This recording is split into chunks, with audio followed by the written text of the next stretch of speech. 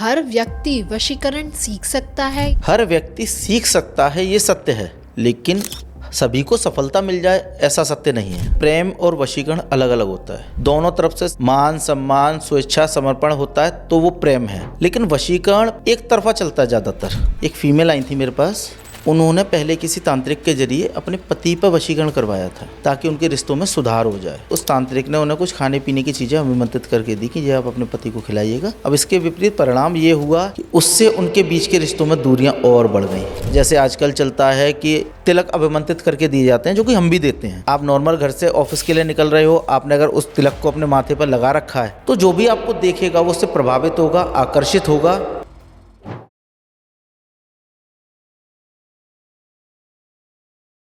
वशीकरण एक ऐसा शब्द जो मन में जिज्ञासा भी पैदा कर देता है और भय भी।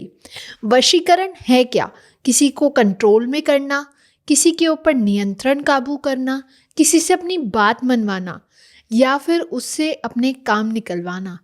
तो आज हम समझेंगे गहराई से कि ये वशीकरण होता क्या है, क्या उनके संकेत मिलते हैं कि किसी पर वशीकरण किया गया है या फिर उसके क्या दुष्परिणाम हो सकते हैं। तो आज इन्हीं सब के बारे में हमें चर्चा करने और हमें समझाने के लिए हमारे साथ मौजूद है भैरव वीरेंद्र रुद्रनाथ अघोरी जी। तो चलिए शुरू करते हैं और जानते हैं वशीकरण का असली सच। वेलकम सर, कैसे हैं आप? आदेश एकदम बढ़िया। तो सर, सबसे पहले हम बेसिक से स्टार्ट करेंगे कि वशीकरण है क्या। किसी को कंट्रोल करने में, किसी को अपनी बात मनवाने में, किसी को अपनी तरफ आकर्षण करने में ये काम आता है? देखिए, वशीकरण का शास्त्रों में जो हमारे षटकर्मों का विवरण आता है, अच्छा, उन षटकर्मों में से एक होता है वशीकरण। ओके। इसकी अधिष्ठात्री देवी होती हैं वीणावाणी मराल वाहिनी सरस्वती देवी। अच्छा, सरस्वती माता को वशीकरण की अधिष्ठात्री देवी कहा जाता है। ऐसा क्यों? क्योंकि वशीकरण में निपुणता सरस्वती माता को है। अच्छा, हम किसी अन्य शक्तियों के माध्यम से कर सकते हैं, लेकिन प्रधान देवी वशीकरण की सरस्वती रहेंगी। जिस प्रकार मारण की काली, अगर आप मारण क्रिया कर रहे हो तो उसमें काली का पूजन होता है। ऐसी वशीकरण क्रिया में अनिवार्यता से जो पूजन होगा वो माता सरस्वती का होता है। ओके। कहें कि वशीकरण क्या होता है, तो किसी भी व्यक्ति विशेष की मानसिक सोचने विचारने की क्षमता को, उसके शारीरिक क्रियाकलापों को अपने अनुकूल या खुद से कंट्रोल करना, नियंत्रित करना वशीकरण कहलाता है। अच्छा, आप जैसा कहो वो वैसा ही करे जी। आप जो उससे करवाना चाहो वो वही करे, आप उससे जो बुलवाना चाहो वो वही बोले। ओके। आपकी पूरी तरह से आपका जो नियंत्रण है वो उस पर रहेगा। यही वशीकरण होता है। ओके। वशीकरण पर्टिकुलर किसी एक, दो या दो से अधिक सदस्यों पर किया जाता है। अच्छा, हाँ, मल्टीपल लोगों पे भी कर सकते हैं? बिल्कुल होता है। किया क्यों जाता है? क्या उद्देश्य होता है लोगों का यूजुअली? देखिए, वशीकरण का जो मुख्य उद्देश्य बताया गया है वो हमेशा लाभ लेने के लिए किया जाता है, अच्छा, या कभी कभी ये हानि पहुंचाने के लिए भी किया जाता है। जैसे कभी कभी आपने सुना होगा, अमुक व्यक्ति ने एक अनजान व्यक्ति को जाकर गोली मार दी। हाँ, और जब उससे पूछा गया, इंटरव्यू हुआ, तो उसने साफ साफ बोला मुझे नहीं पता मैंने ये कैसे किया। इसका मतलब कहीं ना कहीं उसे कोई ना कोई कंट्रोल कर रहा था। बिल्कुल। और उसने, बोलते हैं दूसरे के कंधे पर बंदूक रख के चलाना, वो कृत्य करवा दिया एक तंत्र के छोटे से काम द्वारा। अच्छा, जिसमें फंसा वो प्राणी जिसे पता ही नहीं है उसने क्या कर दिया। सही बात है। ऐसे कई केस देखने को मिले हैं, सामने वालों को बिल्कुल पता नहीं रहता।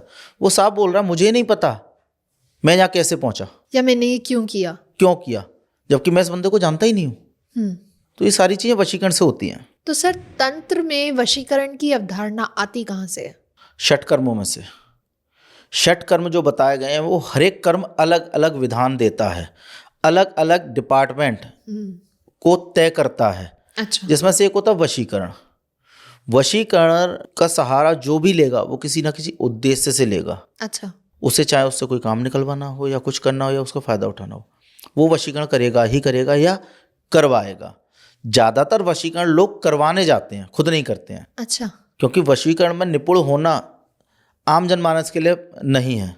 कोई सिद्ध योग्य साधक ही वशीकरण में निपुणता पा सकता है। तो क्या हर व्यक्ति वशीकरण सीख सकता है या उसके पहले उसे मानसिक और शारीरिक रूप से कोई तैयारी करने की जरूरत होती है? हर व्यक्ति सीख सकता है, ये सत्य है, लेकिन सभी को सफलता मिल जाए ऐसा सत्य नहीं है। अच्छा, सफलता पाने के लिए आपको एक योग्य गुरु देखना पड़ेगा, उससे दीक्षा लेनी पड़ेगी, उसके सानिध्य में विधिवत पहले खुद को तैयार करना पड़ता है, अच्छा। मेंटली भी और फिजिकली भी। यदि आप मानसिक तौर पर तैयार हैं इन ऊर्जाओं को झेलने के लिए, क्योंकि कोई भी मंत्र जाप आप करोगे, अगर आप मंत्र जाप के जरिए वशीकरण कर रहे हो तो मंत्रों की ऊर्जा आपके शरीर को प्रभावित करेगी। बिल्कुल सही। यदि आप शक्ति के द्वारा कर रहे हो वशीकरण तो वहाँ शक्ति की ऊर्जा आपको प्रभावित करेगी। इन सब से बचने के लिए आपको पहले खुद को तैयार करना होता है। इसलिए कोई भी कच्चे मन वाला व्यक्ति वशीकरण नहीं कर सकता। अच्छा। वशीकरण के लिए आपको खुद को मानसिक मजबूत होना जरूरी है, जी। अपने इष्ट की और शक्ति के प्रति समर्पित होना जरूरी है, तभी आप वशीकरण कर सकते हो। इसलिए कहा जाता है वशीकरण कर कोई भी सकता है, सीख कोई भी सकता है, लेकिन सभी का सफल नहीं होता है। अच्छा, तो सर जैसे कि आजकल की दुनिया है, आजकल के जनरेशन है और हर जने को अपनी सफलता चाहिए, तो क्या वशीकरण आजकल की दौर में सबसे ज़्यादा यूज़ किया जाता है, प्रयोग किया जाता है? बिल्कुल। आज का जो यूथ है, जिसे हम बोलते हैं नवयुवक, जी। वो 90% वशीकरण के लिए भाग रहे हैं। ऐसा क्यों? क्या लालसा है? अपना कोई भी कार्य साध करने के लिए जिसे वो खुद नहीं पूरा कर सकते, अच्छा। इसलिए वशीकरण की तरफ भाग रहे हैं। उन्हें ऐसा लगता है वशीकरण करवा लिया तो शायद वो सफलता हमें मिल जाए या जो हमें चाहिए वो प्राप्त हो जाए, जबकि ऐसा नहीं होता है। वशीकरण केवल सामने वाले को कंट्रोल कर सकता है कुछ समय तक, ना कि जीवन भर तक। बिल्कुल सही। और जब उसका ये भ्रम टूटता है तो उसे कहीं ना कहीं निराशा प्राप्त होती है। ठीक है। तो सर आजकल बहुत से लोग हैं जो प्रेम और वशीकरण को एक पाले में रखते हैं, तो क्या प्रेम और वशीकरण समान है या अलग अलग है? देखिए, प्रेम और वशीकरण अलग अलग होता है। प्रेम दोनों तरफ से होता है, जी। दो तरफा हम जिसे बोलते हैं, दोनों तरफ से समान मान सम्मान स्वेच्छा समर्पण होता है तो वो प्रेम है। लेकिन वशीकरण एक तरफा चलता है ज़्यादातर, जी। जिसमें सामने वाला आपको चाहे ना चाहे, अगर आप उसके लिए वशीकरण के अनुष्ठान या क्रिया करवा रहे हो तो कहीं ना कहीं आप उसकी मानसिक सोचने की शक्ति, विचारने की शक्ति को कंट्रोल करोगे। अच्छा। लेकिन वो कुछ समय तक होगा। ठीक तो है। प्रेम और वशीकरण दोनों में बहुत अंतर होता है। इसके विपरीत जो वशीकरण तंत्र द्वारा होता है उसमें सारे काम फोर्सफुली होते हैं, जबरदस्ती से। अच्छा। सामने वाला आपको चाहे ना चाहे लेकिन आप उसके लिए कर्म करवा रहे हो तो कहीं ना कहीं आप उसकी मानसिक सोचने विचारने की क्षमता को कंट्रोल करते हो, शक्ति को कंट्रोल करते हो। वो अच्छे बुरे में भेद नहीं कर पाता। उसे आपसे एक समय पर नफरत थी, लेकिन जब आपने वशीकरण करवाया तो वही आपसे प्यार से बात कर रहा है। तो प्यार और वशीकरण में बहुत अंतर है। वशीकरण फोर्सफुली होता है, इसमें मान सम्मान की इच्छा ही नहीं होती है। आप केवल एक तरफा दिखावा करते हो सम्मान का, लेकिन वो ऐसा कुछ नहीं है। वो सब एक क्रिया के आधार पर चल रहा है। जिस दिन वो भ्रम टूटता है रिश्ते खराब हो जाते हैं। बिल्कुल। तो सर अगर स्वेच्छा के बिना कोई वशीकरण करता है तो क्या वो खुद के लिए भी कर्म बंधन में बंध रहा है? बिल्कुल। कर्म बंधन में आप कुछ भी करो तब भी आपको बंधना ही पड़ेगा। अच्छा। चाहे वशीकरण करो चाहे मारण करो, कहीं ना कहीं उसके दुष्प्रभाव भी आपको मिलते हैं। आप छोटा सा एग्जाम्पल ले लीजिए, आपने किसी उच्च अधिकारी पर वशीकरण करवाया जी। अपनी किसी इनलीगल फाइल पर सिग्नेचर करने के लिए। सही बात है। सामने वाले अधिकारी ने उस वशीकरण के प्रभाव में आके आपकी फाइल पर साइन कर दिए। आपको तो लाभ हो गया, लेकिन जिस समय वो वशीकरण टूटेगा और आपको उस लाभ की वजह से उसे जो क्षति होगी उसका दोष आपको मिलेगा। अच्छा। मान लीजिए वो इनलीगल फाइल पर उसने साइन कर दिया, उसके बाद उस पर अगर जांच कमेटी बैठती है और आपका वशीकरण टूटता है तो कहीं ना कहीं उसे ये पता चलेगा कि ये हुआ कैसे। तो उसका जो दुष्परिणाम होगा, उसकी जो प्रतिक्रिया होगी उस अधिकारी की, वो आपके लिए होगी। तो वो कहीं ना कहीं आपकी जान का संकट बनेगी। अच्छा। तो आप बंध गए, भौतिक रूप से भी और आध्यात्मिक रूप से भी। आध्यात्मिक रूप से कैसे? आध्यात्मिक रूप से ऐसे कि आपने जितने समय तक उसे कंट्रोल किया, कहीं ना कहीं उसने जो कृत्य गलत किए उस वेग में, उस वशीकरण में आके उसका जो कर्मबोध बना, कर्म पाप बना, वो आपके खाते में चढ़ेगा, ना कि उसके में। अच्छा। क्योंकि उसे तो पता ही नहीं है ना। तो वो जो कर्म फल उसे मिलना था वो आपको मिलेगा। तो क्या गलत तरीके से या गलत प्रभाव से, गलत उद्देश्य से किया गया कोई वशीकरण एक साधक के जीवन पे भी उल्टा प्रभाव डाल सकता है? हाँ, डाल सकता है। एक तरह से हम कह सकते हैं ना, बैकफायर होना, वो वही होता है। अच्छा। जैसे एक छोटा सा केस है, मैं बताता हूँ। एक फीमेल आई थी मेरे पास जी। उन्होंने पहले किसी तांत्रिक के जरिए अपने पति पर वशीकरण करवाया था। अच्छा। ताकि उनके रिश्तों में सुधार हो जाए। जी। या हम कह सकते हैं वो अपने पति को अपने कंट्रोल में करना चाहती थी। लेकिन उसके विपरीत हुआ ये कि उस तांत्रिक ने उन्हें कुछ खाने पीने की चीज़ें आमंत्रित करके दी कि ये आप अपने पति को खिलाइएगा, वो आपके कंट्रोल में आ जाएंगे। जी। अब इसके विपरीत परिणाम ये हुआ कि उससे उनके बीच के रिश्तों में दूरियां और बढ़ गई।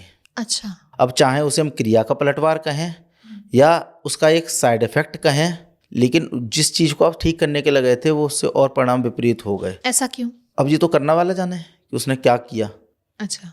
तो वो मेरे जब कांटेक्ट में आई, जब उनने सारी चीज़ें बताई, तब मैंने जब चेक किया तो उसमें कुछ चीज़ें गड़बड़ निकली कि जो क्रिया की गई थी, जिस शक्ति के थ्रू की गई थी, वो मलिन शक्ति थी, शमशानी शक्ति।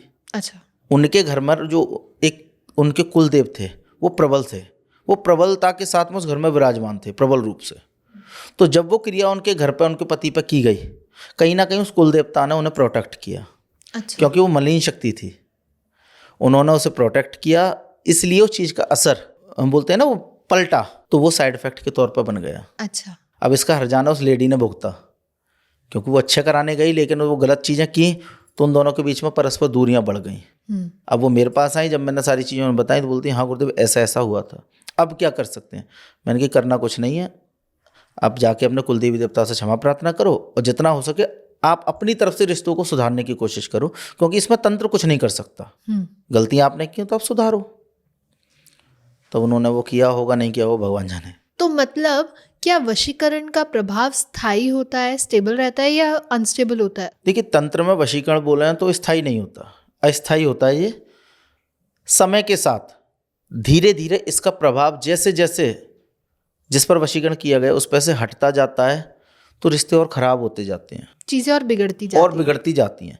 क्योंकि जब तक वो आपके कंट्रोल में था, आपके अकॉर्डिंग सारे काम हो रहे थे, जब धीरे धीरे उस पर से प्रभाव हटेगा, वो आपके कंट्रोल से बाहर हो जाएगा, वो वापस अपनी उसी अवस्था में पहुंच जाएगा जो वशीकरण के प्रभाव से पहले था। अच्छा। तो इसलिए जो अस्थायी होता है, स्थायी तंत्र में वशीकरण या कोई भी कर्म नहीं होता सिवाय मारण के।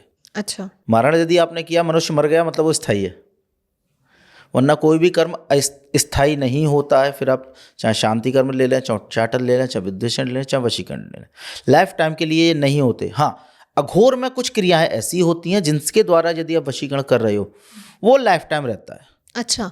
वो भी केवल अघोर में कुछ चरण हैं बस, बाकी नॉर्मल में आप साधारण तंत्र की बात करें तो लाइफ टाइम नहीं रहता है। एक समय सीमा इनकी निर्धारित होती है, चाहे साधक कितना भी जोर दे के कहे नहीं जी मरते दम तक रहेगा, नहीं रहेगा।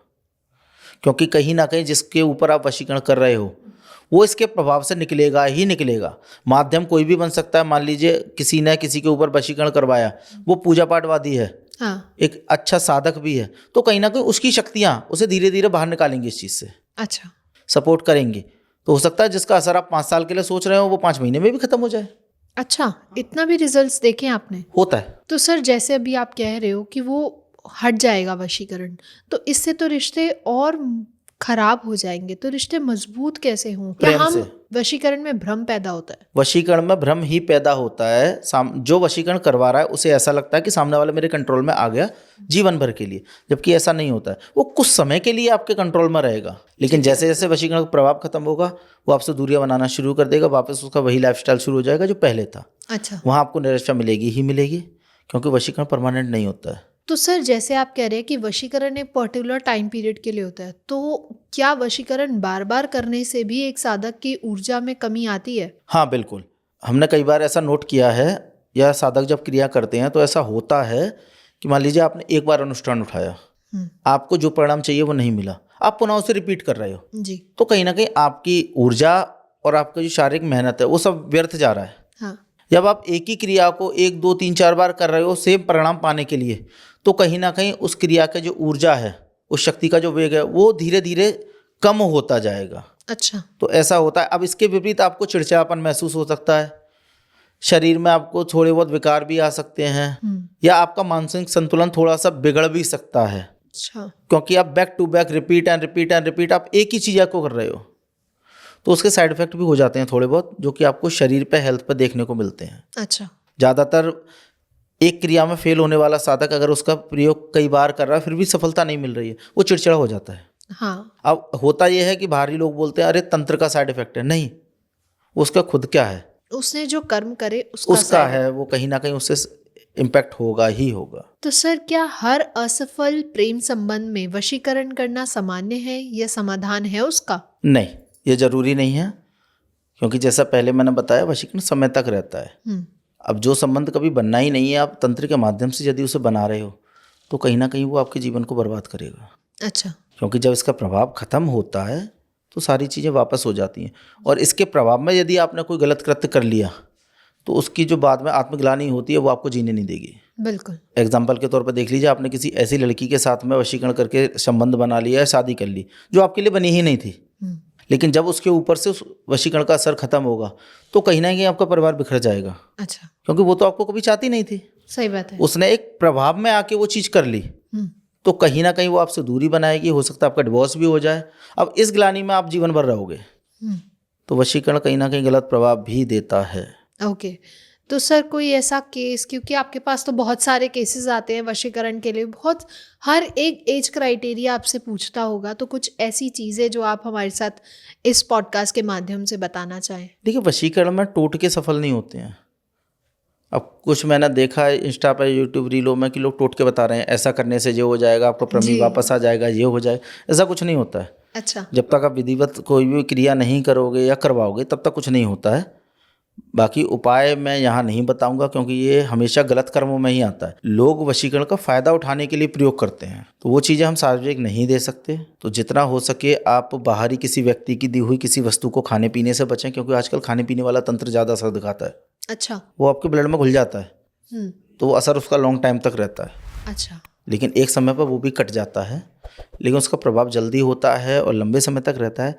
तो अगर आप किसी ऐसी जगह, जब आपको पता है कि आप वो बंदा इन चीज़ों में है, इन्वॉल्व है, तो आप उसके खाने पीने की चीज़ों से बचें। अच्छा। क्योंकि कहीं ना कहीं वो आप पे भी कर सकता है। बिल्कुल सही। या कभी कभी जैसे हमें देखने को ऐसा भी मिला है कि पर्टिकुलर एक बंदे के लिए हमने वशीकरण किया, लेकिन अब वहाँ 10 लोग मौजूद हैं। हाँ। अब वो वस्तु केवल उसी को खानी है, गलती से उसे कोई और खा लेता है। तो अगर वशीकरण किसी नेगेटिव एनर्जी, मलिन क्रिया या मलिन शक्ति, शमशानी शक्ति द्वारा किया गया है, तो वो उसका इम्पैक्ट उस पर ना होकर जिसने खाया उस पर हो जाएगा। उसके सारे प्रभाव हैं वो उस बंदे के लिए हो जाएंगे जिसके लिए वो था ही नहीं।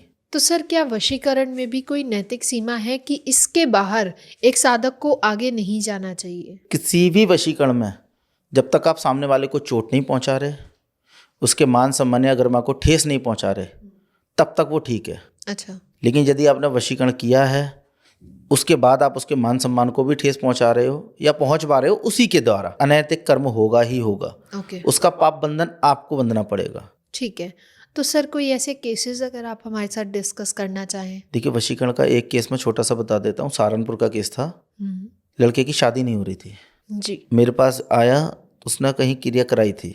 अच्छा। तो उसकी शादी हो जाती है अपने से 8 साल छोटी लड़की के साथ। ठीक है। क्रिया कराने के बाद हुई वो शादी, मतलब वशीकरण सक्सेस रहा। पहले उनके घर वालों ने रिश्ता देखा, लेकिन लड़की के घर वालों ने मना कर दिया। जी। लेकिन लड़के ने कहा मुझे तो अब इसी से शादी करनी है। अच्छा। क्योंकि उनमें नंबर एक्सचेंज हो सके थे, तो नॉर्मल बातचीत शुरू हो गई थी। लेकिन इसके बदले जब शादी हो गई तंत्र क्रिया के दौरान, शादी के 1.5 से 2 महीने बाद ही उस लड़की का मन उससे उच्चाट होने लगा। अच्छा। या हम ये कहें वशीकरण का प्रभाव कम होने लगा धीरे धीरे। अब उस लड़की के मन में ये बात आने लगी कि ये मुझसे 8 साल बड़ा है, मैंने इससे शादी कैसे कर ली। तो मेरे पास जो केस आया था वो लड़की की तरफ से आया था कि गुरुदेव ऐसे ऐसे मैंने शादी की, लेकिन अभी 2 महीने हुए हैं, मेरी पत्नी का आकर्षण मेरी तरफ नहीं है, वो उससे कटती है, दूर भागती है। जब मैंने थोड़ा डीपली उससे पूछा कि भाई इतना जो एज का गैप है वो कैसे हुआ, तब उसने मुझे खुल के बताया कि ऐसे ऐसे बात हुई थी। तो मैंने कहा तुमने की उसका कि हाँ, मैंने अमुक तांत्रिक से क्रिया कराई थी, उसके बाद हमारी शादी हुई है। अच्छा। तब मैंने कहा कि अब उस क्रिया का जो असर है वो धीरे धीरे कट रहा है, इसलिए अब वो दूर जा रही है। तो लोगों जी कुछ हो सकता है। मैंने कि इसमें कुछ नहीं हो सकता, तुमने गलत कर्म करके शादी की है, अब जिंदगी भर के लिए तंत्र नहीं चलेगा। आप दोबारा अगर करवा भी लोगे तो फिर वो 1-2 साल के लिए रहेगा। सही बात। मैंने कहा ये उन्होंने क्या कहा था कि उन्होंने कहा था जीवन भर रहेगा। मैंने कि अभी शादी को कितने दिन हुए कि 2-2.5 महीने। तो मैंने कि तो 2-2.5 महीने में ही कट गया। जी। बोला फिर अब क्या होगा। मैंने कि अब कुछ नहीं होगा, जितना हो तुम आपसी सहमति से अपने प्रेम बर्ताव से रिश्तों को आगे बनाओ, क्योंकि जीवन बहुत बड़ा है। ऐसे एक दूसरे का जीवन खराब हो जाएगा तो दोनों परिवार बिखरेंगे। उसे समझाया, तब आगे उसने अपने परिवार में बातचीत की, सारी चीज़ें खुली, थोड़े से बात विवाद बने, कोर्ट कचहरी तक बात पहुंची, लेकिन 6 से 8 महीने बाद उनमें वापस सुलह होकर वो एक साथ रहने लगे। तो मतलब सिर्फ वशीकरण काम नहीं करता, आपको खुद भी एफर्ट्स लगाने पड़ते जी हैं। बिल्कुल। यदि आप चाहते हो कि सामने वाले से को आप कंट्रोल करो, वो लाइफ टाइम नहीं होगा। बिल्कुल सही। अब जैसे हमारे पास कुछ केस आते हैं जिसमें होता है लड़की लड़के दोनों तैयार हैं, ठीक है। लड़के के घर वाले तैयार हैं, लड़की के माँ बाप तैयार नहीं हैं, लेकिन लड़की चाहती है मैं कोर्ट मैरिज नहीं करूंगी, मैं घर वालों की सहमति से शादी करूंगी, लेकिन करनी उसी लड़के से है। जी। तो उस केस में यदि हम वशीकरण करते हैं तो हम सामने वाले को सारे टर्म्स कंडीशन बताते हैं कि ये केवल शादी तक रहेगा, आप शादी कर लो, उसके बाद में आप दोनों की अंडरस्टैंडिंग पे आपका जीवन चलेगा, ना कि क्रियाओं के बेस पे। बिल्कुल सही। तो जितना हो सकता है आप रिश्तों में जितना खुद को इन्वॉल्व करोगे, मधुरता लाओगे, प्रेम बढ़ाओगे, तंत्र हटने के बाद भी वो चीज़ बनी रहेगी। तो क्या सर सकारात्मक वशीकरण कोई अलग श्रेणी में आता है? नहीं, श्रेणी एक ही होती है वशीकरण की। वशीकरण मतलब वशीकरण। सकारात्मक का मतलब ये हो गया कि आपने अगर वाक सिद्धि कर रखी है, जैसे आपकी वाणी में मधुरता है जी। तो आप अगर भीड़ भाड़ वाले एरिया में हो, या आप कह सकते हैं कि आप लेक्चरर हो जी।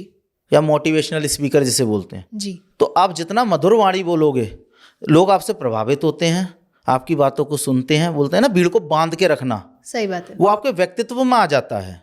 तो ये सकारात्मक है। अच्छा। ऐसे ही अगर सकारात्मक की बात करें तो जो वशीकरण किसी को नुकसान नहीं पहुंचा रहा, उसके विपरीत वो उसे केवल फायदा दे रहा है, जी। तो वो सकारात्मक होगा। जैसे वाणी में मधुरता हो गई, या जैसे आजकल चलता है कि तिलक अभिमंत्रित करके दिए जाते हैं, जो कि हम भी देते हैं, उसे कोई भी यूज कर सकता है। आप नॉर्मल घर से ऑफिस के लिए निकल रहे हो, आपने अगर उस तिलक को अपने माथे पर लगा रखा है, तो जो भी आपको देखेगा वो उससे प्रभावित होगा, आकर्षित होगा। आप उससे बात करोगे, वो आपकी बातों को सुनेगा और प्रॉपर रेस्पॉन्स करेगा। ऐसे ही महिलाओं के लिए वशीकरण काजल तैयार किया जाता है, क्रिया विधान अभिमंत्रित करके, जो हम देते भी हैं। उसे यदि महिलाएं लगाती हैं तो वो सामने वाला जो देखेगा उन्हें, वो उनसे आकर्षित होता है, प्रभावित होता है। इसका प्रयोग स्त्रियां खासकर अपने पति को आकर्षित करने के लिए करती हैं। अच्छा। यदि आप एक विद्यार्थी हो, ये सारा मैं सकारात्मक वशीकरण की श्रेणियां बता रहा हूँ। यदि आप विद्यार्थी हो तो नील सरस्वती का एक यंत्र बनता है भोजपत्र पर। ओके। उसमें नील सरस्वती वशीकरण मंत्रों से अभिमंत्रित किया जाता है और चांदी के ताबीज में उसे बना के सेट करके धारण कराया जाता है। उससे जो एक विद्यार्थी है उसकी पढ़ने की क्षमता तेज होती है, बुद्धि का विकास तेज होता है। वो पढ़ी हुई विद्या भूलता नहीं है, वो जो भी पढ़ेगा वो उसके माइंड में छप जाता है। मतलब हम कह सकते हैं एक तरह से वो अपनी बुक को या पढ़ने वाले मटेरियल को स्कैन कर सकता है, वशीकृत कर सकता है, वो उसे कभी भूल नहीं सकता। अच्छा।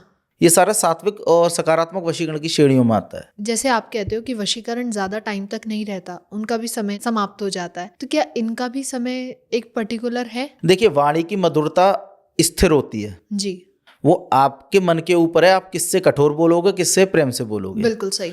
अब रही बात जैसे वशीकरण तिलक या मैंने काजल की बात की, वो एक समय अवधि के लिए होता है कि जब तिलक खत्म तो प्रभाव खत्म। या आपने ललाट पर माथे पर तिलक लगा रखा है, फेस वॉश करोगे, तिलक हट गया तो वो ऊर्जा खत्म हो जाएगी। अच्छा। ऐसे ही काजल के साथ है, जब तक आप उसे लगा रखोगे तब तक प्रभाव देगा, फेस वॉश करने के बाद में नॉर्मल। ओके। अब रही बात इस ताबीज की जो हम करते हैं जी, ये परमानेंट इसलिए होता है क्योंकि आप जो पढ़ लोगे, जो आपके दिमाग में एक बार घुस गया, उसे आप आजीवन भूलोगे नहीं। उसके बाद चाहे आप उस ताबीज को उतार के भी रख दोगे, लेकिन वो आपने पढ़ी हुई विद्या है तो वो आपके माइंड से कभी निकलेगी नहीं, कोई इसे मिटाने नहीं आएगा। तो मतलब वशीकरण की जो शक्ति है, जो उसकी ऊर्जा है, वो हर किसी के संभालने में उसका संभव नहीं है वो। हाँ, हर एक कोई साधक वशीकरण की ऊर्जा या वशीकरण से जुड़ी शक्ति की ऊर्जा को नहीं संभाल पाता है, क्योंकि आजकल आप देखो भागदौड़ भरी जिंदगी है, लोग रोजाना के अपने स्ट्रेस को नहीं संभाल पाते हैं, उसके लिए भी वो डॉक्टर के पास जाके ट्रीटमेंट कराते हैं। बिल्कुल सही। तो आप ये शक्तियों की ऊर्जा को कैसे संभालोगे? सही बात। इसके लिए आपको स्थिर होना जरूरी है, तन मन से आपको स्थिरता लाना जरूरी है। आप अगर कामी, क्रोधी या ईर्ष्यावानी हो तो शायद ये शक्तियों की ऊर्जा आप नहीं संभाल सकते हो। अच्छा। क्योंकि काम, क्रोध इन चीजों पर बहुत असर डालता है। मान लीजिए आपका कोई अनुष्ठान चल रहा है, मन में आपके विकार आ रहा है या काम वासना आ रही है, भावना आ रही है, तो कहीं ना कहीं वो ऊर्जा छीण हो जाएगी। ठीक है। जो कि आपने जाप के तप के दौरान प्राप्त की थी उस क्रिया के दौरान। तो जितना आप धीर, गंभीर, स्थिर साधक बने रहोगे, ये ऊर्जा आपके लिए प्रॉपर काम करती हैं और आपसे बनी रहती हैं। तो सर, अंत में क्या वशीकरण तंत्र का उच्च मार्ग है या परीक्षा का मार्ग है? ये तंत्र का उच्च मार्ग होने के साथ साथ एक कठोर परीक्षा का मार्ग भी है। अच्छा। क्योंकि इसमें साधक को सबसे पहले को खुद को स्थिर करना पड़ता है, प्लस आप अपनी मानसिक ऊर्जा या अपनी हम बोल सकते हैं प्राण ऊर्जा चेतना के जरिए सामने वाले ऐसे बंदे को आकर्षित या कंट्रोल करना चाहते हो जिसे आप डायरेक्ट नहीं जानते। बिल्कुल सही। तो एक तरह से ये परीक्षा की घड़ी होती है। मैंने जैसे कि बीच में बताया था आपको, एक बार अनुष्ठान करने पर परिणाम ना आने पर हम उसे रिपीट करते हैं, तो वहाँ कहीं ना कहीं हमारी ऊर्जा भी क्षीण होती है। बिल्कुल सही। और हम उस कर्म से बंधते हैं। वशीकरण उच्च मार्ग की श्रेणियों में आता है, परीक्षा का मार्ग है, क्योंकि साधक इस पर चलेगा तो निपुणता पाएगा, वरना नहीं पाएगा। आप अगर वशीकरण एक अच्छे योग्य गुरु से करवाते हो तो आपको परिणाम बेहतर मिलेंगे, लेकिन निर्भर करेगा आपका केस क्या है, रिश्ते किस प्रकार के हैं। केवल भोग विलास की लालसा लेकर आप वशीकरण कर रहे हो तो उसमें आपको हानि हो सकती है। तो ये भी एक तरह से कठोर मार्ग है कि सभी इसमें सफलता प्राप्त नहीं कर पाते हैं। Okay, thank you so much sir. बहुत मज़ा आया आज आपसे बात करके और बहुत कुछ हमने जाना, सीखा कि वशीकरण जितना हमें सरल दिखता है उसके पीछे हमें बहुत सारे बंधनों से बांधता भी है। और अगर हम वशीकरण किसी के ऊपर कराते हैं, किसी को नियंत्रण रखते हैं, तो बकायदा हम उनकी जो गलत ऊर्जाएं हैं या उनसे जो करवाने वाले पाप कर्म हैं उनका भागीदार भी हम बन रहे हैं। तो thank you so much sir. ऐसे ही हम मिलते रहेंगे और कई विषय हैं जिन पे हम ऐसे आगे आने वाले पॉडकास्ट में भी चर्चा करते रहेंगे। एंड अगर आप लोगों को भी पसंद आया हो तो लाइक कमेंट शेयर भर भर के करें और इस चैनल को सब्सक्राइब करना ना भूलें। और साथ में ही अगर अभी भी आपके कोई प्रश्न रह गए हैं या आप सुझाव देना चाहते हैं तो आप नीचे कमेंट सेक्शन में हमें बता सकते हैं, ताकि हम आगे आने वाले पॉडकास्ट में उन्हें ज़रूर साझा करें। तब तक के लिए धन्यवाद।